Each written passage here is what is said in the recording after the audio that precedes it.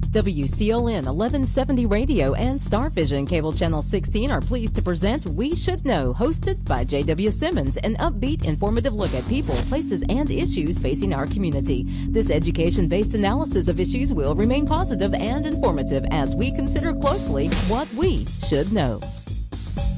Ladies and gentlemen, welcome back. The name of the show is We Should Know. I want to thank Nicole for that wonderful introduction.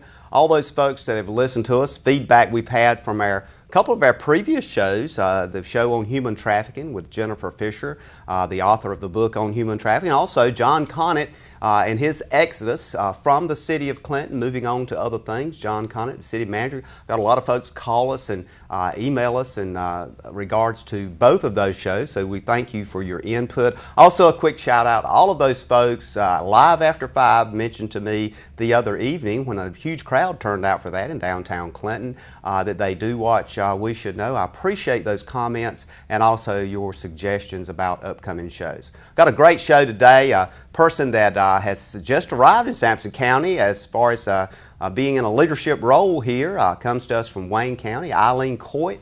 Eileen, you're the new Co-operative Extension Director, I believe is the correct title for your position. Correct. Thank you for coming in and taking time to sit with us today. I know you're a very busy lady, apparently closing out things in Wayne County and taking on this management position over in Sampson County. Let's start out so folks can kind of get to know you a bit, Eileen, and tell us about Eileen Coite and how you ended up in Sampson County, and in particular as the Director of Cooperative Extension. You've got an interesting background, so tell us about that a bit. Okay, I'll do that. I'm originally from Wilmington, grew up in Wilmington. Started out college there at UNCW with intentions the whole time to transfer to NC State. I've always had a passion for working with animals, being around animals, and grew up in 4-H when I was in Wilmington. Was very active with the horse club there, and went to NC State, majored in animal science, and learned a lot while I was there. Definitely growing up in Wilmington, there's not a whole lot of farming there, as you know. And when I got out of school, actually my first, what I call real job, I guess you would say, was I went to work for Murphy Farms, and the first farm that I worked on was here in Sampson County, was down in Ingold. So so I've lived in Clinton once before, back in the early 90s, and started that career and worked for Murphy for 7 years. Was a farm manager for a short period of time there, and then was a trainer. Worked with sow farms the whole time with that career. I worked on sow farms, and traveled to many different farms in southeastern North Carolina, and moved around a little bit too. I've lived in several different counties as well, and so I did that for 7 years, and then I decided to try something different. Wanted to work with people with all kinds of livestock and animals, and get back to working with youth. And so I pursued a career with Cooperative Extension back in 2000, and went to work for Wayne County, and had been there ever since for 13 years as a livestock agent, and had a great career there. Loved working with young people and the families of Wayne County, and it's really been it's been a hard place to leave, because I've just got a big family there, and but worked with beef cattle producers, swine producers, horse owners, sheep and goat producers, and then the young people. That was a huge part of my job in Wayne County, the 4-H livestock program there, and the fair, the livestock show and sale. You mentioned that I just was wrapping things up. Well, just last night we had our banquet from the Junior Livestock Show and Sale that was held in April, and so anyway, it's I'm looking forward to being here. I've met lots of great people so far. The staff, I already knew several of them and had been working with them on cross-county activities. And so I'm thrilled to be here. Well, I noticed also, Eileen, that you've done a bit of traveling too. You're Yes. somewhat of the international traveler, a couple other countries. Now, did that traveling you did, tell us where you went, and were you there because of agricultural situations, or tell us about that. Okay. Well, my mom is a big traveler, Okay. and she's in real estate. She's in Wilmington, and she's had several opportunities to go. And I'm an only child, so Okay. I guess Oh, you yeah. could say I'm a little bit spoiled. There you go. And There you go. so she's taken me with her, thankfully, to a lot of places. We've been to Europe several times. We've been to France and Spain and Italy. She took me to Greece with her. I've just seen so many things, and it wouldn't have been possible if it wasn't for those trips. So most of that was vacation time for me, where she was actually, a lot of the time it was doing continuing education, through being a realtor. And they would go on trips and do their education at the same time. However, back in 2008, I was accepted into the College of Ag and Life Science Ag Leadership Development Program. And that, it originally started as a leadership program for folks that worked in the tobacco industry. But then as time went on and as everything industry changed, they opened up the doors to folks that worked in all aspects of agriculture. And each of their classes is a 2-year program. And they have a certain amount of slots, I guess you'd say, that would be filled by extension agents. And so I was one of the lucky ones that was chosen for the 2008-2010 class. And part of it, the second year of that, you actually get an opportunity to do some traveling and see agriculture in other places. And we took a trip to Brazil. We went to Brazil for, I think it was 13 days. And in January, which is summertime in Brazil, and it was just amazing to see the magnitude of agriculture that's in Brazil. It was just unbelievable. And then we came back. We were back for about a week, and then we hit the road again and went to California.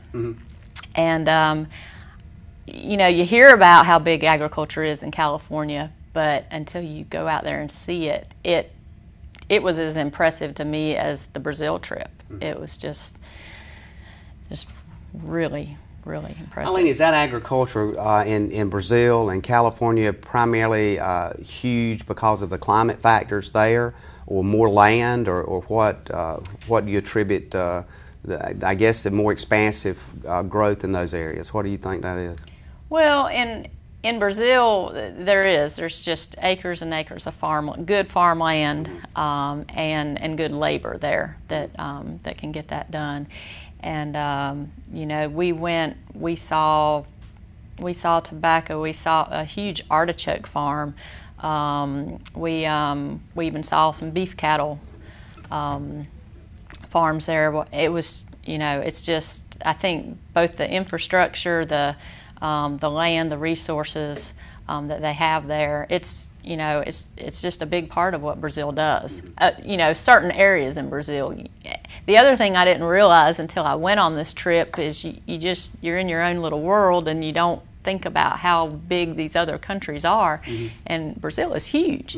I mean, when we got there, we got off our plane and got settled in, and then when we started our traveling, you get on a plane again, like you're going across the United States. You went across Brazil and stayed at a place for 2 or 3 days, and then we'd hop on another plane and go to another part of Brazil. So that was very interesting. And then California was similar in the sense of, there's certain parts of California that maybe don't have near as much agriculture. But then when you get in certain counties, one of the counties we went to was Tulare County, and there is more agriculture in that one county than there is in the entire state of North Carolina. It was just, I just couldn't even believe it, We're talking billions of dollars in yes. agriculture. I mean, they have not only do they have cooperative extension there, but they have a they have like an ag commissioner in every county in California. It was just, The whole I just system was couldn't. structured differently. It was, but it was very impressive. Do you find that when you go to these other countries, particularly Brazil, is there farmers and agribusiness people in the United States that have vested interest in Brazil, that they actually have farms and growing projects in Brazil, or is it mostly just Brazilians that, people that live there? Well, I'm sure that there is. We didn't learn as much about that when we were there, so I can't go into a whole lot of depth there. But for instance, the larger tobacco companies, there's links, with trade and with education and all with that, and it was just, it was just unbelievable to see that. Now, we do import stuff from Brazil and obviously other countries. I'm one of these people that goes around the grocery store oftentimes and picks up stuff and sees looks. what country it's from. And I'm often surprised, even with fish products and that kind of thing. You see Chile, you see China, Vietnam, different things on these products. And it's kind of interesting to me because, oftentimes, I guess for years I thought, well, pretty much everything is, because we are so heavily agriculture, is here. But that's not necessarily the case, is it? That is true. That is true. And when you think about it, with the climate, when I was in Brazil, that was January, and that is their summer. And so, when you go to the grocery store and there's fruits and vegetables out there that aren't growing here this time of year, then we wouldn't be able to have them if we couldn't import some of those products. And of course the Department of Agriculture and other folks scrutinize these things very closely. Yes, that's right. Yes, so that we have safe food. Do you have, obviously when we come back from break, I want to talk to you a little about your staff and the number of what I call experts on your staff. But as we do that, I want to kind of remind folks to tune in, and we're going to take a break now, so we'll be back in a few minutes. But we're talking with Eileen Coite, and we're talking about agriculture right here in Sampson County. Stay with us, call a friend, we'll be back in a moment. Ladies and gentlemen, welcome back. The name of the show is We Should Know. If you're listening to us, it's on WCLN 1170 Radio right here in Clinton, North Carolina, Star Vision Channel 16. Sampson Weekly newspaper for a summation comes out on Thursdays. Also, the program is uploaded to YouTube, so that'll be done probably Wednesday following the show on Tuesday. So tune in to us, let us know what you think. I want to give a quick shout out to all those folks that mention us on the radio, on their shows. The Boogie Shoes Radio Network with Robert Stroud on Saturdays and in the afternoon there. Also Wayne Weeks with the Gospel Hour. Don Smith comes to you with the Country Store every day, and thank Don for mentioning us. Also Tommy the Fly there in the afternoon, he plays music for us, and that gang of 3 in the morning that also periodically talks about some of our shows and mentions what we've got coming up. We appreciate that very much, so we'll give you a little shout out today. We're talking with Eileen Coite, the newly recognized Co-operative Extension Director, effective as of May 1st. So you're really kind of getting your feet wet with your staff and what's going on here, and we'll talk about that staff in a few minutes. But Eileen, coming back from our break, and on break I mentioned I'd like to talk about some of the challenges that's facing agriculture and farmers right here in this area in Sampson County and the 8-10 counties that surround Sampson County. There's a number of issues, and some of those go from everything from regulatory issues to just basically innovative kinds of things. It's such a competitive industry now.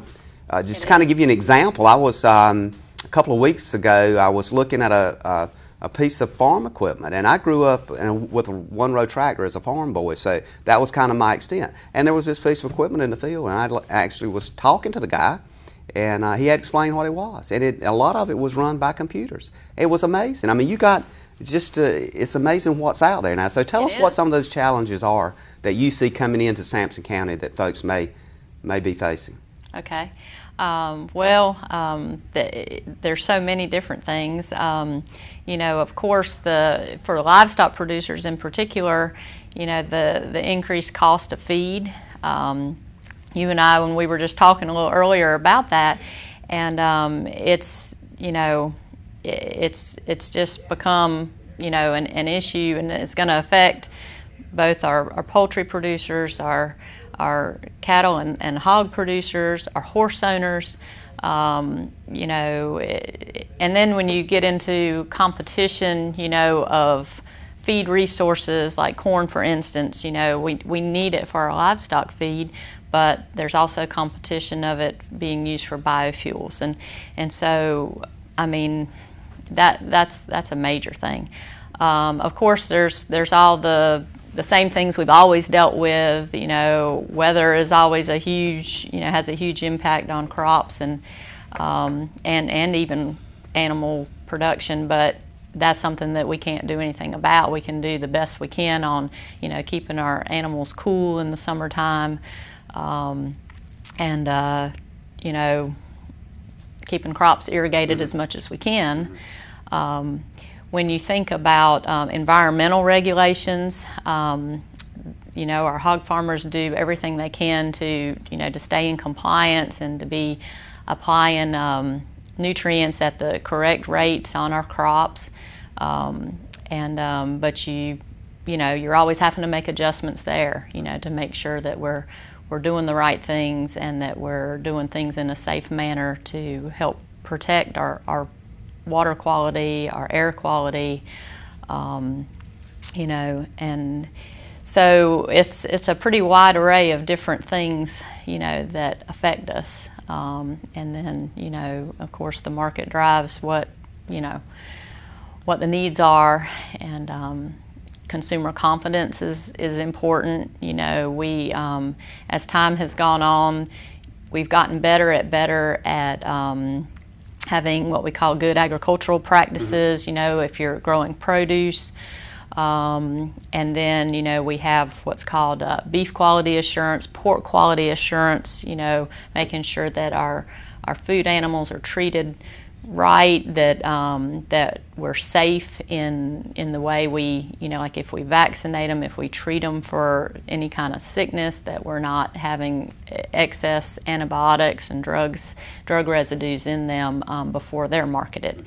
So there's all of those things going on, and there's, you know, continuous training all the time for producers to help with that. You know, some years ago, as the livestock industry, particularly in swine, moved to the large barn kind of growing industry, that was a huge kind of game changer, I guess we would say, from the historical approach of growing farms either on an open lot or in small pens and that kind of thing. That it was like the paradigm shifted. As you look at the future and with the background you got, do you see or do you sense that there may be another paradigm shift up the road somewhere that is going to steer agriculture in a complete another direction? That's a crystal ball question, yeah. I guess. I don't in the bigger picture. However, we do have more and more folks that are interested in growing their own food than maybe we once did, and so you see folks that are, you know, putting hogs back on the ground some, you know, or having backyard chicken flocks, and you know, so if they're interested in, if they have the land and they're interested in putting the time in, you know, you're seeing more of that. And of course, everyone loves to have their own garden, you know, but it seems like there's more and more of that. But when you think about the population growth and, you know, feeding folks, we've got to still have the infrastructure we have with, you know, with the hog industry, with the poultry industry, and, you know, that's kind of what led us down that road, is we could care for a larger group of animals in a more controlled environment. We could keep them healthy, we could keep them safe, keep them warm or cool, whatever the situation is, keep them fed, and produce larger amounts of poultry, pork, you know, and manage do the waste management at the same time. Well, you mentioned in your travels to Brazil, row crops and that kind of thing, and California as well. Yes. Is there any other country that has the volume of swine that we have as far as growing swine for export and those kinds of things, or are we kind of unique in that area? I know Iowa and some other states have large swine operations, but it seems to be there's, especially in a couple of counties, there's some kind of debate as to who has the most swine production, Duplin or Sampson. I'm not sure about that. I hear that I really won't get back into and that. forth, yeah. But do we have? Are we unique in any capacity in that growth of swine as far as volume? Well, as you know, and as far as I know, I'll just tell you what I know, and I could be wrong on this, but I know that China, Denmark, those are some of the big players in other countries growing swine, but we're I mean, the swine industry is just amazing here in the United States, and particularly like you said, North Carolina and Iowa. And of course, Iowa being right there in the Corn Belt, that's a huge advantage that they have to us. However, we have the climate and the land that we can, that we can build these big farms. So, but as far as comparing, I can't tell you, and I may have left a country out there, right. But I just know that there's a lot going on in those countries as well. When you think about all these labor-intensive areas that agriculture has, labor is a huge part of agriculture. It is. Where do you think we stand, and particularly as we look at a lot of issues surrounding immigration now? And yes. There's a lot of folks with some pretty strong opinions about immigration. Is the labor market such that we really need to continue utilizing a lot of folks from other countries to keep agriculture moving forward? Well, I think if those folks are here and they're a tremendous resource, they're hard workers, and I think that they bring a lot to farms here. At the same time, as the economy shifts, as different industry changes, and we have great people right here, that can also bring a lot to the table and can help us out on our farm. So, I think, whatever resources we have, are great for us to use. You mentioned biofuels. I know that's a big issue, especially cost-wise, when you look at the amount of grain that's actually imported just into this area. And probably a lot of folks don't realize, but we're talking boxcar loads on trains that's imported in just to deal with the feed necessary to feed our poultry and our swine. That biofuel issue is a huge issue on the national level. And from my understanding, it's debated as to, what do we use for gasoline, how much do we use for feed? What's the sense you get on that? Is there going to be some changes? Well, of course, I come from the side that is going to support the livestock industry and the need for those commodities to feed our animals, and I think that's a huge problem if we're competing with that for biofuels. But there's some other crops that are being looked into. More of forage type crops that can be used for biofuels, and I think if we can make things work and grow some of those crops, then we won't be competing for the corn and the other feed resources that we need to feed the animals. Will that be opportunities for farmers in the future to grow these crops as cover crops or whatever to generate additional money as well as help the energy situation? I think so, and we actually we have some researchers at NC State, and we even have some sites. There's sites here in Sampson County, Duplin County, Wayne County, where they're actually testing out some of these crops, and so once the research is in place and the results are in, we'll know what's going on. We'll be back in a moment. Ladies and gentlemen, we're talking with Eileen Coite, the Director of Co-operative Extension right here in Sampson County. We'll be back. Stay with us. Call a friend. Ladies and gentlemen, welcome back. You're listening to WCLN Radio. You're watching a program called We Should Know. We have the opportunity today to chat with and have a conversation about agriculture with none other than the Director of Cooperative Extension, Eileen Coite. Eileen, thank you again for being here. We've talked about a number of things related to agriculture and your experience and your travels in a number of different countries and what you've seen, the impacts of agriculture from export areas to import.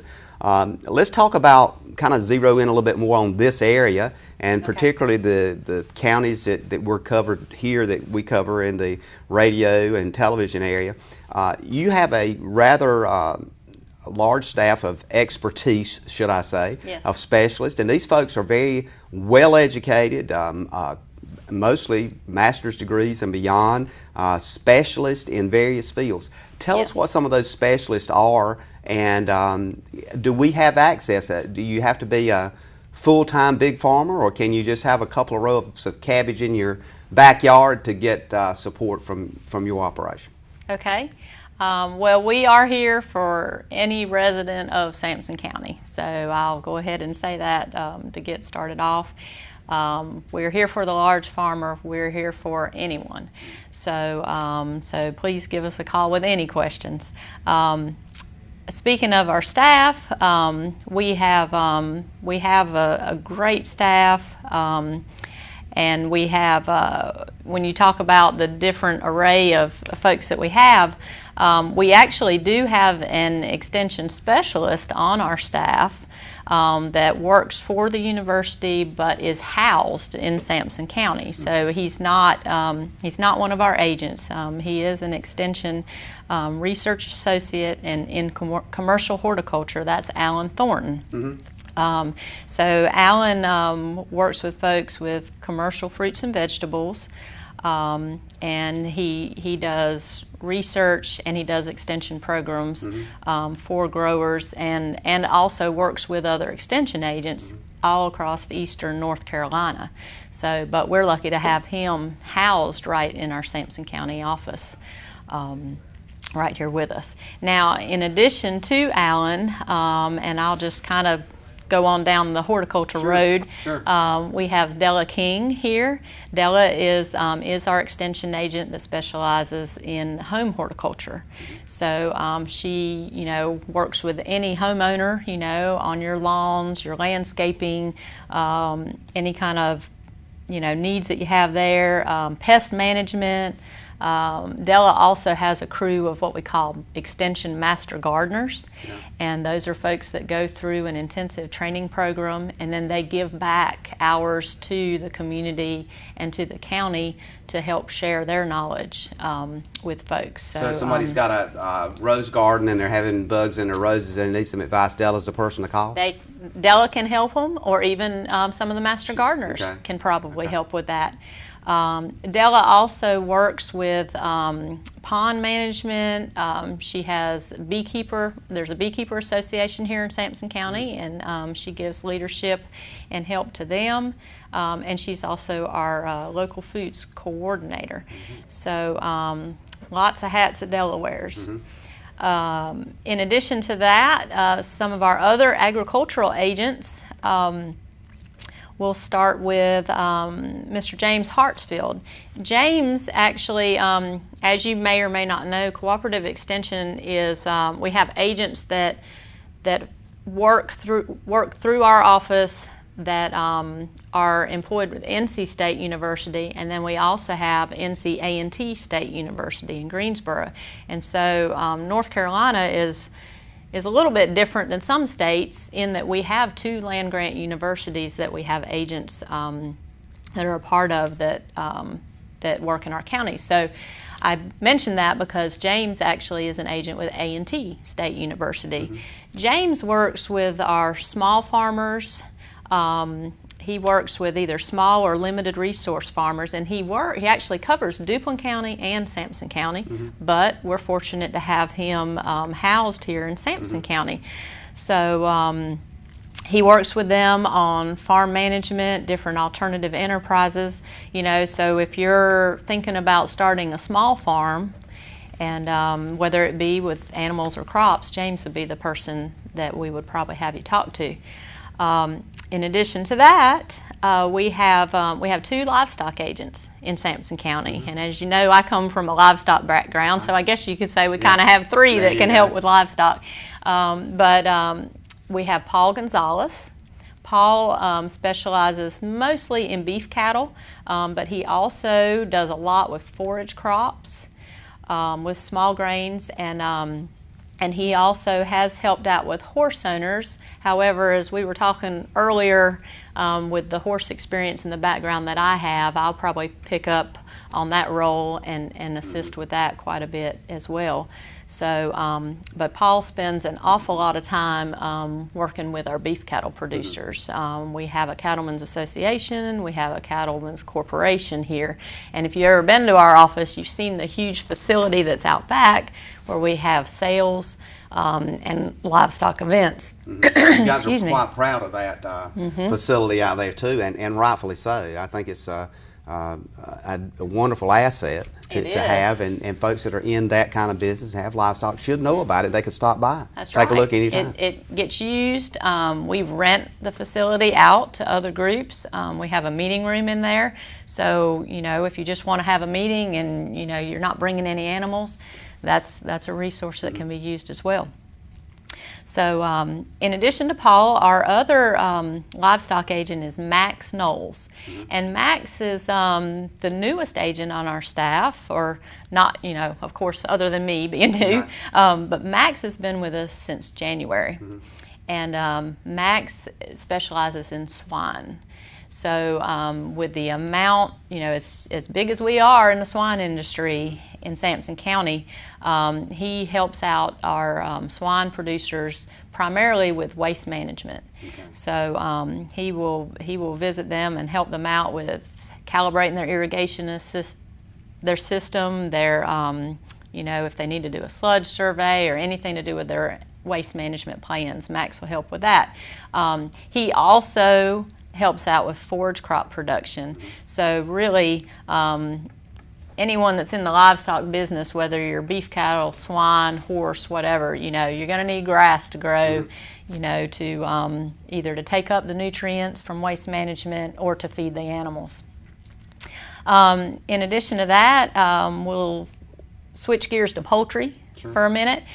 James Parsons is an area specialized agent in poultry. He covers Sampson County, but his office is actually in Duplin County. So I can't even keep up with how many counties James has now, but it's many, so he's on the road a lot, but he's always there when we need him. So we can call James with any poultry concerns or questions that we have. So that covers our agricultural agents, and then if we switch gears, we have Kim Reed. She is our extension agent in family and consumer sciences, and Kim covers things like questions you may have about clothing, textiles, family resource management, maybe some help with financial management, human development, nutrition, wellness. Food safety is a big one, and housing. So we get all kinds of different calls and needs that come in that Kim can assist with. And also we have Miss Letha Lee. She is our FNEP program assistant, and she works hand in hand with Kim. And FNEP stands for Expanded Food and Nutrition Education Program. That's FNEP. So Ms. Letha works with limited resource families on meal planning, basic nutrition, and food buying. So that's Ms. Letha. And then, let's see, I need to switch gears and put a plug in for 4-H, of course. As you know, 4-H is a huge part of cooperative extension, and a lot of times when I'm out talking to people, telling them what I do, if you say 4-H, oh, I know what 4-H is, they may not have, may not know all these other things we do in cooperative extension, but they're familiar with 4-H. So Julia Bradshaw is our 4-H extension agent, and we have some support staff that works with Julia, And Charmaine Kendall is one of those. She's our 4-H program assistant, and she assists in any way that Miss Julia needs. Charmaine has a little niche though. She's very good with livestock, and so she has a very strong livestock program that she helps lead. We also have 2 other ladies that work with 4-H. One is Miss Danelle Graham. Miss Danelle is our coordinator for 4-H teen court and juvenile restitution. So Miss Danelle conducts that program, and she just had her banquet last Thursday night, and I got to see all the great volunteers that she has. That, you know, she has volunteer youth that come in and serve as the jurors, and she has other volunteers that serve as the judge, the bailiff, and, you know, through that whole teen court program. And so it's, you know, it's really interesting to see, and I'm excited to be able to go sit in the courtroom one day and actually see it in action. In addition to that, we have Miss Denise McIntyre. Denise is our substance abuse prevention specialist. And the prevention program is kind of a partnership with Wayne County, also with Lenoir County. And she teaches 4-H prevention through a grant program. It's grant funded. She keeps up with documentation and surveys that she takes through the prevention program. She assists the 4-H agent with that program to educate merchants about the use of tobacco products to underage youth. And all of these programs free to the public? That's right. Free to the public. Ladies and gentlemen, we're going to be back in a moment. We're going to take a break. We're talking with Eileen Coite, the Director of Cooperative Extension. We're right here in Sampson County. Stay with us. We'll be back. Ladies and gentlemen, welcome back. The name of the show is We Should Know. Again, thanking Nicole for her introduction for us each and every day. All of those other folks out there that call us, remember, keep sending your emails to weshouldknow@edu@gmail.com. That's weshouldknow@edu@gmail.com. We like to hear your comments, suggestions for upcoming shows you'd like to see, things that you'd like for us to explore and look into, and we'll keep bringing you information we feel that is important for you, that affects your everyday life. Today's program is one of those programs, Cooperative Extension in Sampson County and surrounding counties. We have Eileen Coite with us, moving over from beautiful Wayne County to beautiful Sampson County, Cooperative Extension Director. Got a lot of interest. We've talked about a lot of things so far on the program today. As we go to our last segment, Eileen, I want to kind of get into some little more specifics on some issues. I know we've mentioned some of these things in our conversation today, but we mentioned a while ago the whole issue of waste management. That's a huge area, especially in a county that is huge in swine and poultry production. It's critical to understand how important I think that farmers see how critically important it is in managing waste. Sometimes we just look at the regulatory side and think, well, we got to have all these regulations, but we have to understand too that all these farmers live here too, and they want to make sure that, you know, everything they're drinking and so forth is clean and filtered. So let's talk about regulation a little bit. You've got a person on staff that works with farmers. How does that work with DWQ, the Department of Water and Quality Management folks? Does he work closely with them? Is there a relationship there? Is there any cost in what he does to swine growers? And when should they call the person in your office? Okay. And I'll preface by saying that I'm still kind of figuring a little bit of this out. Right. But from what I understand, and also from my background of working with producers in Wayne County, that agent is going to spend most all of his time with producers in Sampson County. So while he will have a knowledge of who DWQ inspectors are and and stay in touch with them, he won't be working hand in hand with them. Now they may contact him from time to time, or he may contact them with questions or follow-ups on a particular farmer or a need. But at the same time, the big difference is, and I have found both in my history with Wayne County, is sometimes folks don't understand, well, who to call if, let's say they've got a question they want to ask about a hog farm or a poultry operation, or maybe they've got a concern, and a lot of times they'll call our office, and we'll be glad to follow up with that farmer and help out with that. At the same time, our office we are not a regulatory office, so we don't go out and do inspections. We're there to meet the farmer's needs. At the same time, if we've got a resident in the county with some concerns, we want to help alleviate those concerns and open the lines of communication with the farmer as well, if there is an issue there. So, we work closely with the various integrators, the companies that have farmers that grow for them. There are other folks out in the county that are consultants that do similar things with helping farmers as what we do. The big difference there is that we offer advice and services, and it's already paid for as a taxpayer. So some of the things that I know that Max does, he will help farmers with calibrating their irrigation equipment if they have, liquid irrigation, that's coming off their lagoons.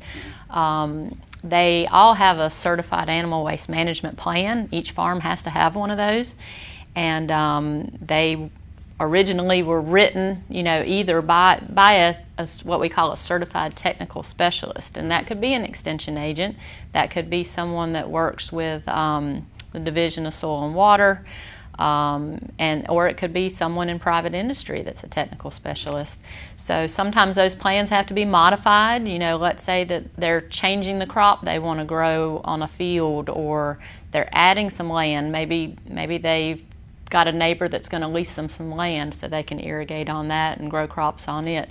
So from time to time there's some of those plan changes, and both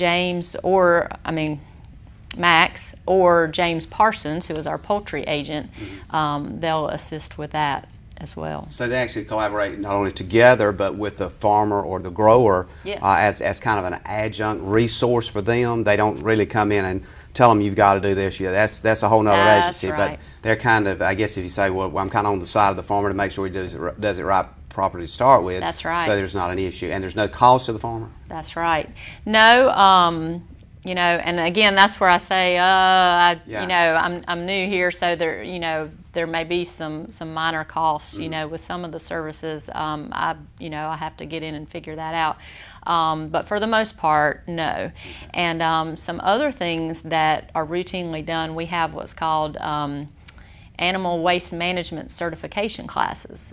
And so if there's someone that's maybe a new employee that's going to work for a farmer and they're going to be operating their irrigation system, then they have to come through a 10-hour class and pass an exam to become certified to do that. And so that's another class that Max would offer. At the same time, once you are certified, you have to remain certified and go to continuing education classes. So every 3 years, someone that's a certified animal waste management operator has to get 6 hours of continuing education across that 3-year period. So all throughout the year, Max will be having classes. It could be a classroom session, or it might be down at a farmer's place out in the field. And each of those classes will offer anywhere from 1 hour to, it could be a full day of 6 hours.